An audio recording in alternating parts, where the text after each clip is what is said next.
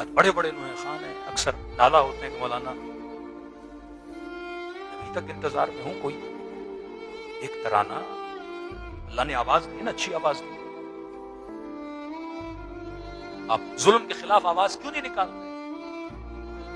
یہ ایک حقیقت ہے، اگر آپ یہاں کھڑے ہو کے یزید کے خلاف 10 لعنتیں بھی بھیجو گے، وہ یزید نہ قبر سے نکل کر آئے گا، آپ کو نقصان دے گا، نہ آپ کا ویزا کینسل ہوگا، نہ آپ کا پاسپورٹ کینسل ہوگا۔ عملی اعتبار سے مجھے اس یزید سے کوئی خطرہ نہیں، خطرہ مجھے وقت کے یزید سے۔ ہر امام اپنے زمانے کے دشمن سے خطرے میں تھا۔ آج تمہارا دشمن کون ہے؟ تم کم از کم ان جوانوں کو یہ فکر نہ دو کہ وقت کے دشمن کو پہچانو۔ آج بچے کے ذہن میں ایک آئیڈیالوجی ڈیولپ کی گئی کہ اس وقت کا سپر پاور کون ہے؟ شیعہ بچہ بھی کہتے ہیں امریکہ ہے۔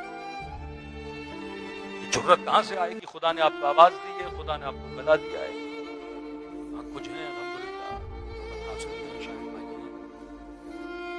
کچھ دن پہلے شاہد بلتستانی نے باہر رہبر معظم کے لیے، مظلوم کے لیے، آپ نام بھی نہیں لے رہے ہو، کم از کم مظلوم کی حمایت تو کرو جو خدا نے آپ کو گلا دیا ہے۔ شاعر ہو، کچھ ہو، اس قوم کو بیدار تو کرو، بت پرست قوم نہ بناؤ، ایک بیدار قوم بناؤ۔ خطرہ کس سے ہے؟ فکر بیدار سے خطرہ ہے۔ خطرہ اس نمازی سے ہے جو مسلم کی نماز پڑھے۔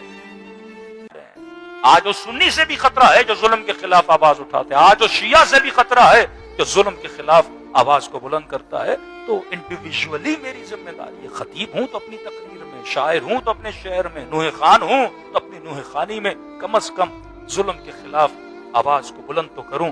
پھر یہ گلے کس کام کے، پھر یہ آوازیں کس کام کی جو وقت کے یزید کو للکار نہ کر سکیں۔ ارے حسین کا گلا تو وہ ہے جو کٹنے کے بعد بھی نو کے نیزہ پہ للکارتا رہا۔